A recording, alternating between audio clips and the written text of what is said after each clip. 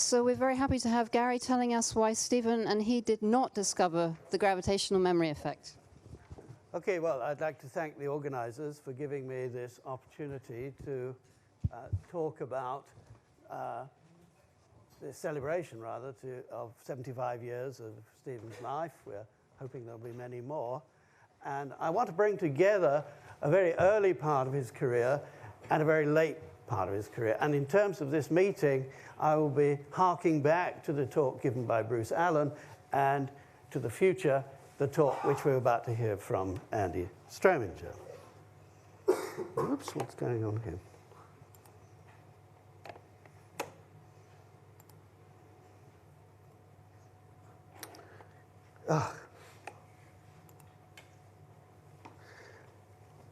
Okay, the talk is based in part on my thesis work with Stephen, which was described in part by Bruce, and some work over the years with some colleagues, Christian Duval, Peter Horvath, and Pengming Zhang, much of it carried out over the past 4 years at Tours in France.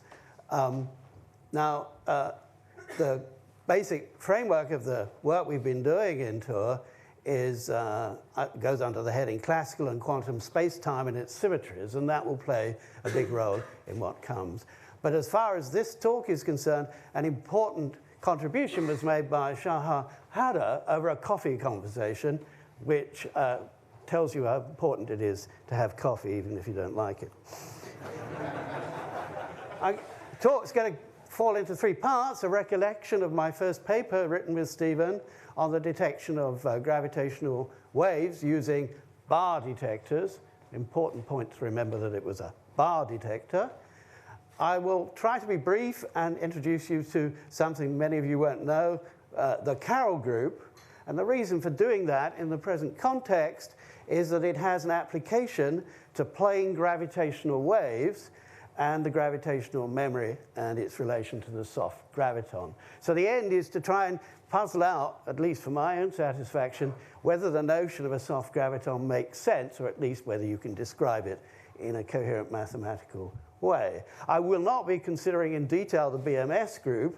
I'll leave that to Andy. But the basic idea is a source which is emitting gravitational waves will emit them so that at large distances you can approximate by a plane wave, which has high symmetry, and you can do a lot of calculations in that case.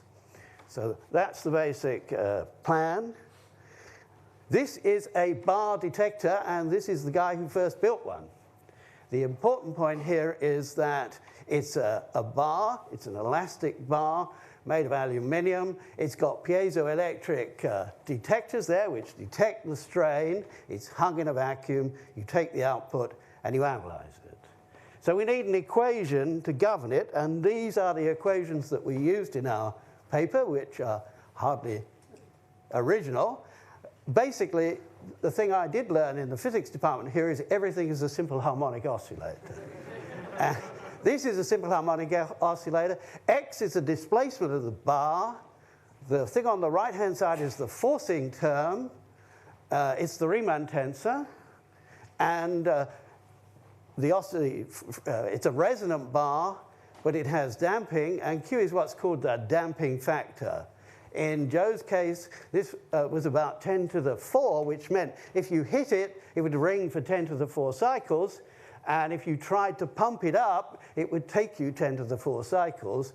The resonant frequency was about 1,000 hertz. So this was not very good at receiving impulses or detecting impulses. He had built it supposing the relevant source was something like a binary going around, so there was a resonance he could make use of. Now, the Riemann tensor in linear theory is given by the rate of change, or the fourth derivative, in fact, of the quadrupole moment of the source. So this is quite an important equation here, and it's just the standard thing that you get in the textbooks. Now, we made an observation, it was largely Stephen's, if I remember correctly, that this formula is quite useful for extracting information about the signal. The type of signals we had in mind were gravitational collapse because that was the only plausible signal that could have given the extraordinarily large amounts of energy from the galactic center, which Joe was claiming. So you'd like to know if it was that, or perhaps what we now call a flyby. And so we suggested it would be interesting to do the following: integrate this equation 3 times. If you integrate this equation 3 times, you see that, excuse me, I should be, you see that you'll get the first derivative of the quadrupole moment, and if it's initially static and finally static, or not varying, then that integral should vanish. So that's 3 times you have to integrate. On the other hand, if it were a flyby, you wouldn't expect that. You might expect 1 integral to vanish. And it will turn out that it's, for the memory effects, quite interesting if 2 integrals vanish. So that was something that cropped up a little bit, and people talked about it. Actually, we gave the wrong idea about this because we gave an example. Now, here I'm going to use the technology of yesteryear, if I can get it to work. Jim Hartle mentioned transparencies, but this goes back way beyond that. If you wanted to give a talk with illustrations, what you had to do, I hope I can get this to work. There we go.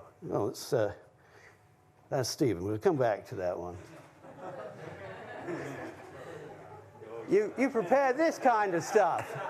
So these are the circuits, right? And I was uniquely qualified, since the only person in DAMP who'd actually had to think about circuits as an undergraduate was myself. And Stephen. We used the same textbook, even though we went to a different university. OK, so this is what you did. Everything had to have impedance. That was the main message of the undergraduate course. And we had impedance. Now, Peter Aplin had visited, and he said, well, this system of Joe's is not optimized. We were going to put these, one should put the piezo transducers between a split bar, and that way it was tightly coupled to a pulse-like signal. And then finally we said, well, these were the 2 types of signals you might encounter. This one, for example, has 1 crossing, this has 3. That was a bad way of putting it because, in fact, it has at least 3. But it could have many crossings.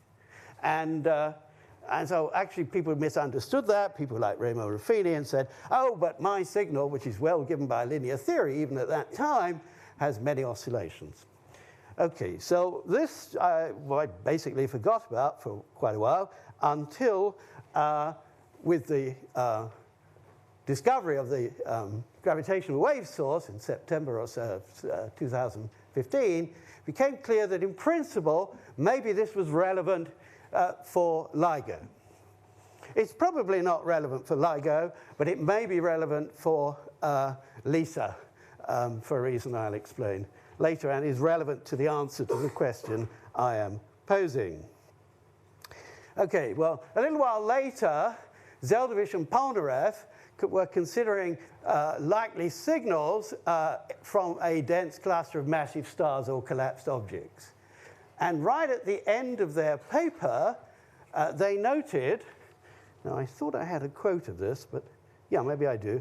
Anyhow, that once the signal has passed, this is the metric perturbation in transverse traceless gauge, it would satisfy this equation here, which is a consequence basically of the fact that the Riemann tensor is the second derivative of Hij. Now, the solution of this is obviously, even to an undergraduate who'd only read physics, which is that Hij will be linear in time. There are 2 constants of integration in this equation, and generically, it should be time dependent. This will become important later. I never knew about this until very recently. I didn't read this paper because I decided that using Bayesian reasoning, that this field was such that they would not detect gravitational waves before my retirement. Now, I retired in 2013, so I was spot on. It's the best prediction I've ever made in physics. OK, so what they stated is, in the last paragraph of their paper, another non-resonance type of detector is possible, consisting of 2 non-interacting bodies, such as satellites. So this was years before people had dreamed of LISA. I don't know if it's the first suggestion that something like LISA would work. The values of Hij after the encounter of the two objects differ from the values before the encounter, and as a result, the distance between a pair of free bodies should change. And in principle, this effect might possibly serve as a non-resonance detector. One should note that although the distance between the free bodies will change, their relative velocity will actually become vanishingly small as the flyby event concludes. Actually, they didn't say that the distance would permanently change. I'll come to that later. So here are our two heroes. Zel'dovich is sadly dead, but this chap, Polnareff, is alive and kicking in Queen Mary College. Subsequently, Brzezinski and Grischuk dubbed this the memory effect in this paper, which dates from '85. The paper of Polnareff and Zel'dovich dates from '74, which is 2 years after our published paper with that signal there. And I don't think they were aware of our paper, possibly because of the political situation at the time. Here's Brzezinski, sadly deceased, this, I think last year, and this is Leo Grischuk. I'm sorry for the quality of these guys. And that's Kip Thorne, who also wrote about this effect.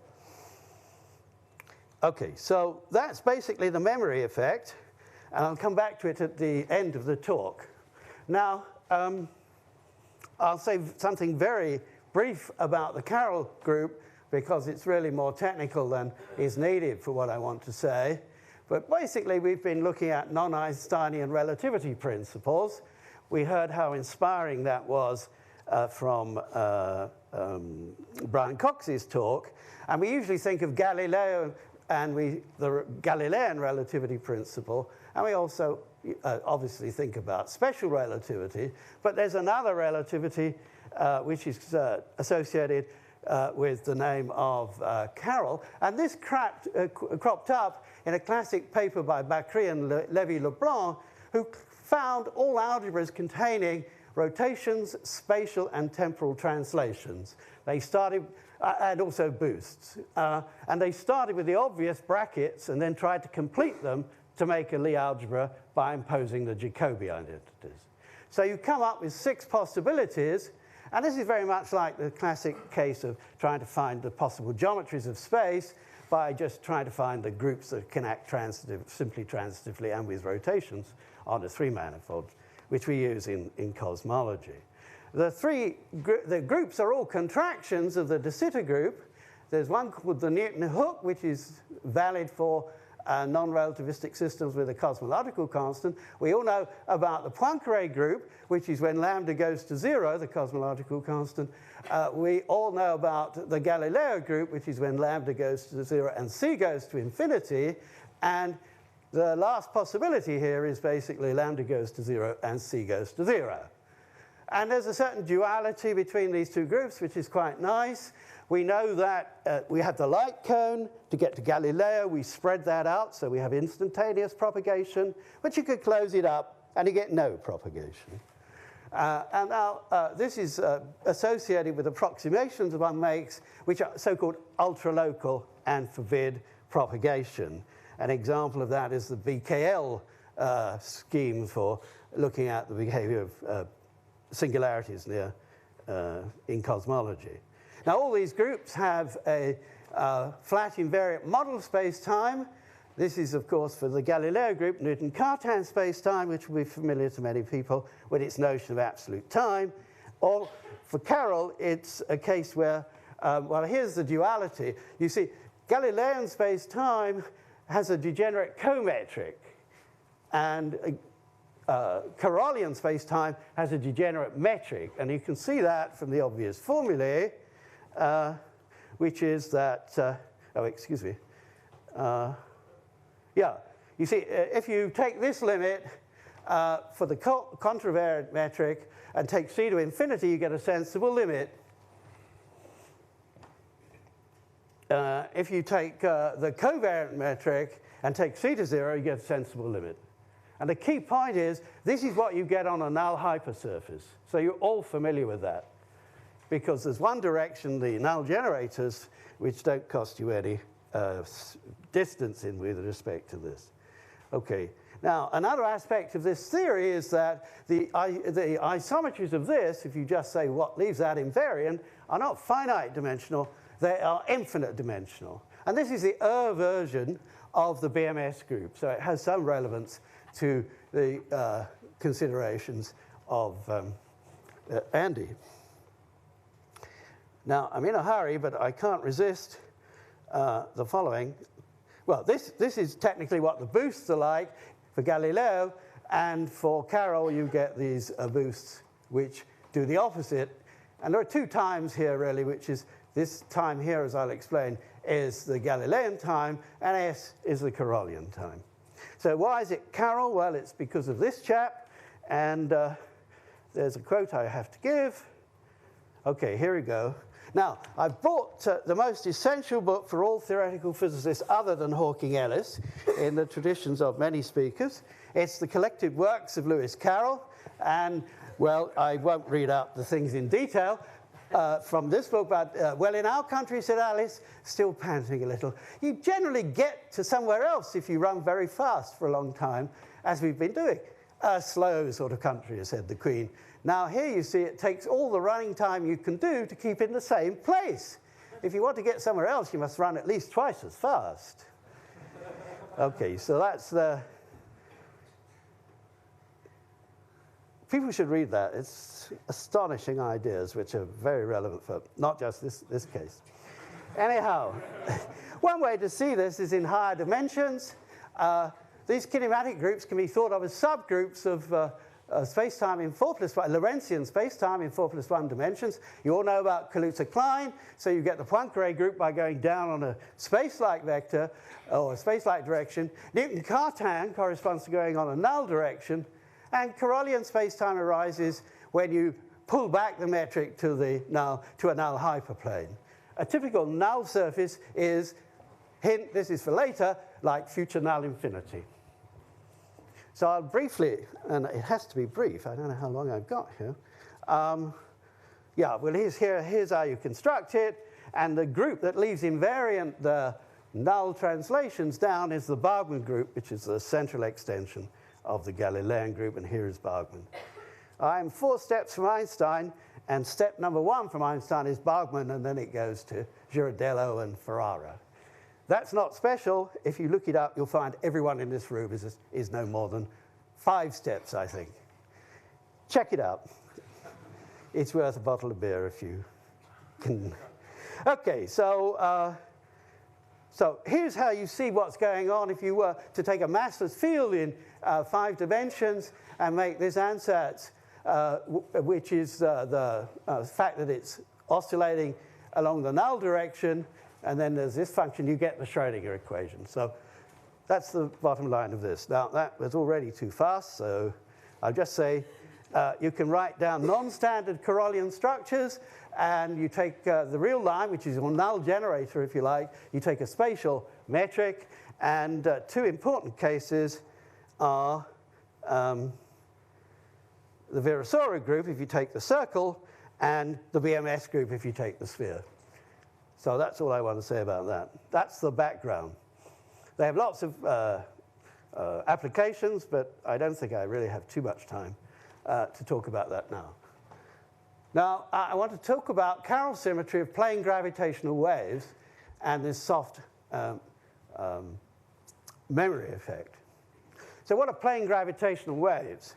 They are exact vacuum metrics of the Einstein equations with a covariantly constant null killing vector, and they admit a 5-dimensional group acting on null hypersurfaces, the surfaces of constant retarded time. This isometry group, which is 5-dimensional, is a 5-dimensional subgroup, in fact, of the 2-dimensional Carroll group, the Carroll group associated with a transverse space.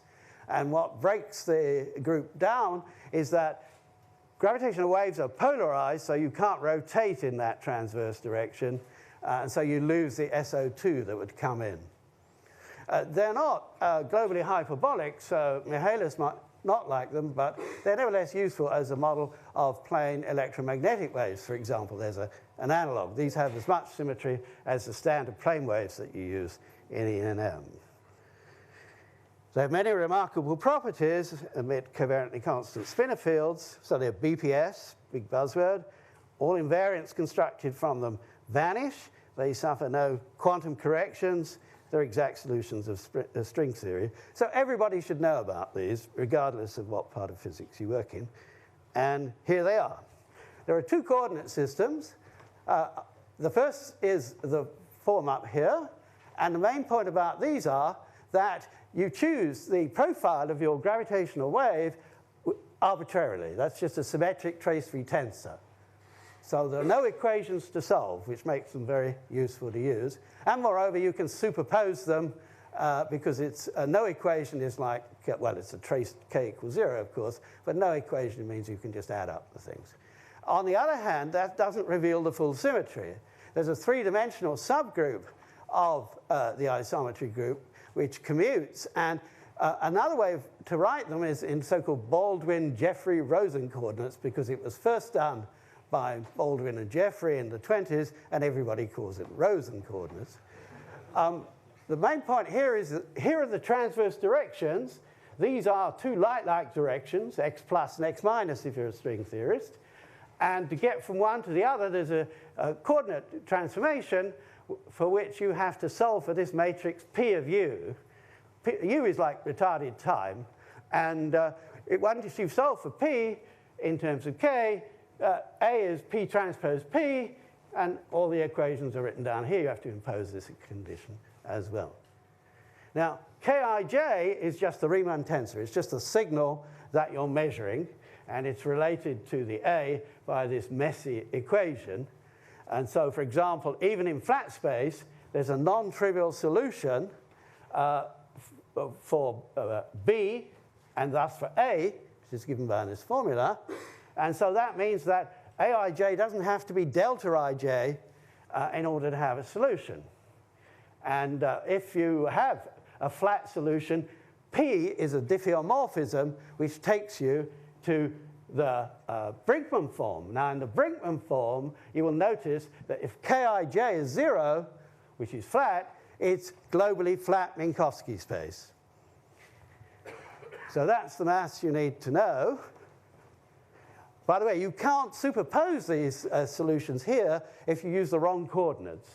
So the principle of superposition for these waves is a coordinate-dependent thing. And the second point is that if you want to get back to linear theory, Aij is delta Ij plus Hij. So here I've said a lot of that. Now, the main thing for our purposes is if you have a gravitational wave detector which is looking at freely falling particles, such as Lisa may or will, then you solve for freely falling particles. It's easy, and the basic equation is this, where this is a conserved quantity. That's telling you that if the particles start off at rest before the wave comes, then they will remain at rest in what are moving coordinates. So it's easy to find the motion of the detector.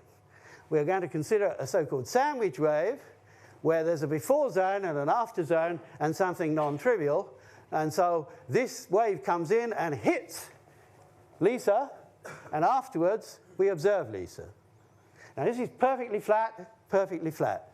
So what memory is there of what has happened? Well, it's all in the coordinates. Because Baldwin-Jeffrey coordinates are constant before and after the wave has passed, you might think, well, what can we say? The positions of the satellites are constant in those coordinates, but if you were to start with Aij being delta Ij, which would be one coordinate choice, Aij afterwards will vary with time in a very prescribed fashion. And so even if you've gone to sleep and failed to observe what was happening during the wave's passing, afterwards you could hope to resurrect some of the information by observing how the particles are moving afterwards. This is the key to understanding the gravitational memory effect. You resurrect the information after the wave has passed past you. There's an issue of how much information will be there. Now, sometimes people say this in a stupid and inaccurate form by saying there's a permanent change of space-time after the wave has passed. That's not true. Space-time is the same as it always was. It's just you're looking at it in a dodgy coordinate system. Is there physics in that? I don't know. You can look at this from the optical point of view. If you like optics, any metric can be given the form of a you could solve Maxwell's equations as if it was in a funny medium, and you can work out the permittivity and permeability of this medium. But you've got to use the right coordinates, because the permittivity and permeability of flat space in flat space coordinates is just delta ij. Okay. So now after the wave has passed, however, there is a coordinate transformation, which you can look up in our paper, which brings the metric exactly to canonical flat form. So what's going on here? Well, one thing you can say is that this coordinate transformation does not tend to the identity at spatial infinity. So if you read all the gauge theory books, that's telling you something, that these are different states. They're soft photon or graviton or Yang-Mills states in that sense of the word. They're zero energy, but nevertheless, you'd like to distinguish between states which differ by gauge transformations which don't tend to the identity at infinity. So that's where you register, or you would like to register, the information after the wave has passed.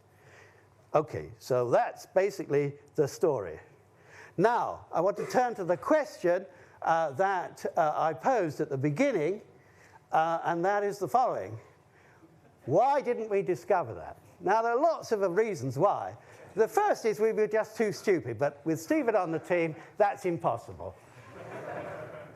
A slightly more plausible guy is that we were considering bar detectors, and the Polnareff-Zel'dovich analysis clearly doesn't apply, because there are other terms in the equation. It is true that you can resurrect after the effect, after the event, what hit the bar detector, but it's not quite the same problem as Zel'dovich and Polnareff were looking at. But what is true is that however you try to resurrect that information, you will come across these iterated integrals of the Riemann tensor. So the good thing is that we said concentrate on the iterated integrals of the Riemann tensor. They are the key things in which you encode the information. In fact, if you were in the situation that hij was constant afterwards, then in fact two integrals of the Riemann tensor should and two iterated integrals should vanish, and that appears somewhere in one of Kip Thorne's papers, I think the one with Roginski. Okay, so we can't be blamed for not dreaming up interferometer detectors. That was due to Ron Drever, and even less satellite detectors. So I think we are blameless at that point, but it could have contributed to the lapse.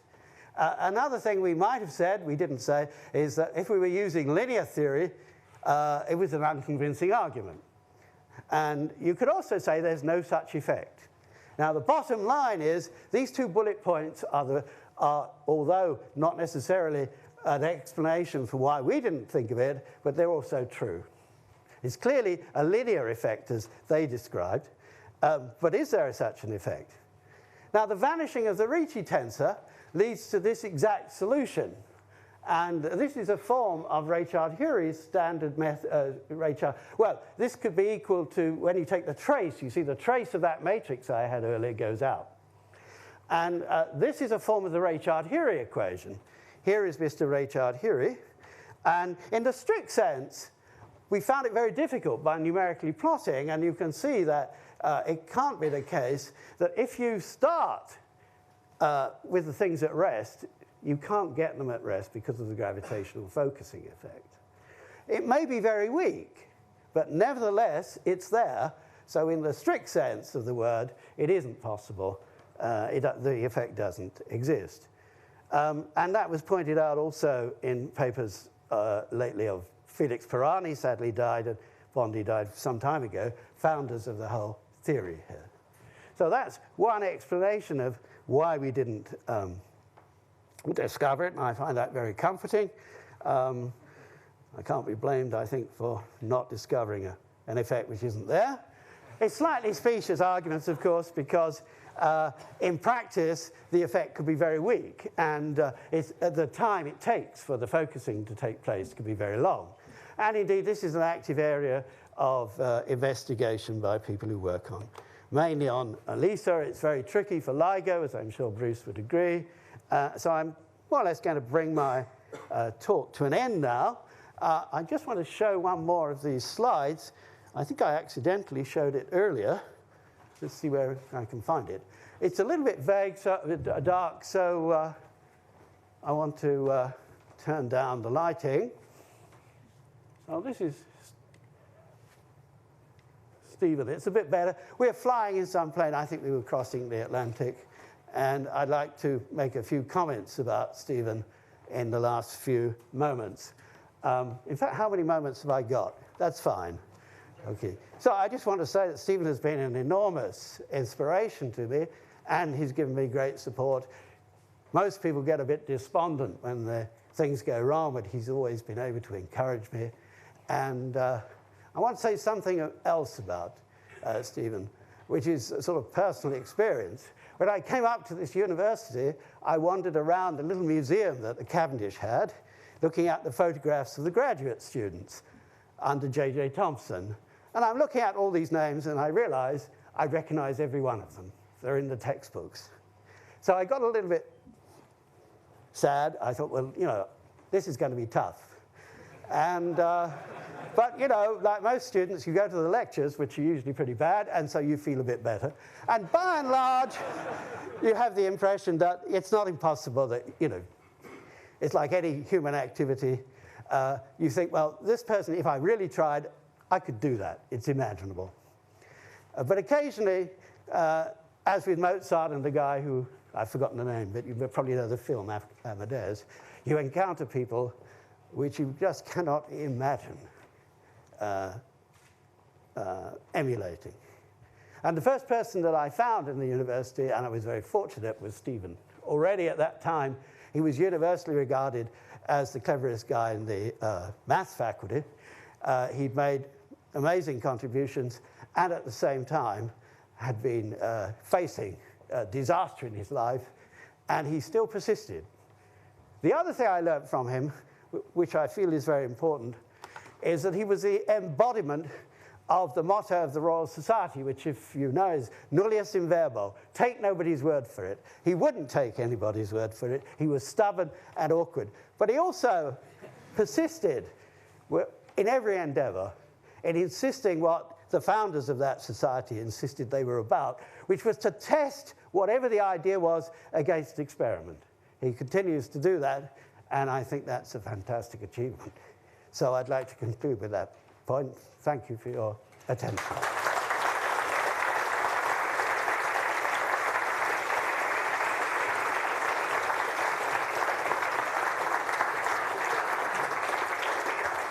Just in case you are interested, there's a whole bunch of papers here which give all the details of what I've just been saying, including one which just came out, well, the revised version of the one that just, one of these papers just came out this morning, which is a short, I hope, snappy introduction to what we were trying to do.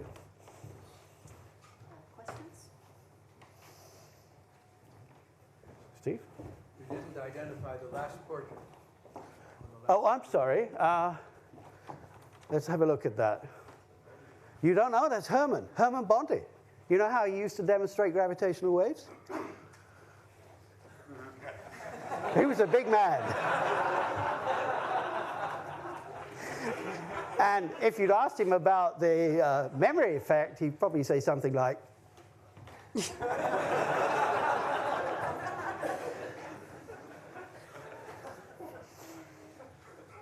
I think I identified all the rest, but I'm not.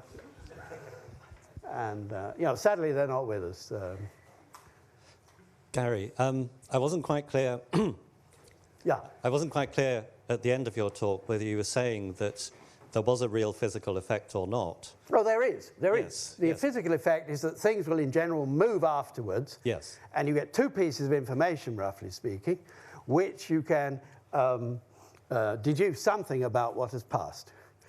So there's certainly that physical effect. But what won't happen in general, as an exact statement, is that they will be at rest before and after. Yeah, so actually this is something I've been looking at recently using the Brinkman gauge, where it's very clear what's happening because you just get motion of the geodesics, and they act as though, the particles act as though a force is acting on them. Exactly. And you don't have to worry about the geometry because in that plane the geometry is just standard. And so you can see from that when the wave passes by, you get a velocity effect afterwards, and so they have a net velocity. And so velocity memory does seem to be a real effect. Exactly. No, I entirely agree. Yes, Yeah. okay. Yeah, we did it both ways. You can translate using his P matrix. Pengming Zhang has produced enormous numbers of plots of this sort of thing, which are in our papers. You're absolutely right. It's just that it's so much easier to explain what's going on for me, in the Brinkman coordinates. And they're intimately, the Baldwin-Jeffrey-Rosen coordinates.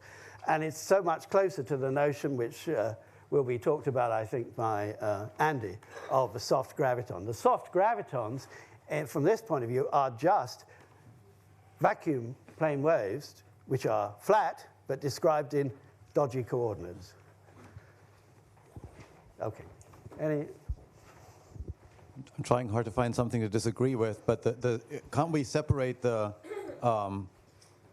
displacement from the velocity effect by just going to arbitrarily large radius? So I think in expansion in 1 over r, one well, gets I should say this is strictly a plane wave approximation. If you were to take into account the decreasing amplitude and so forth, then indeed you would get corrections. What I'm saying is if you're at finite distance from a source, you are to some extent well approximated and you're entitled to use a plane wave approximation, just as we do in E&M. But it won't capture the whole global behavior around the sphere.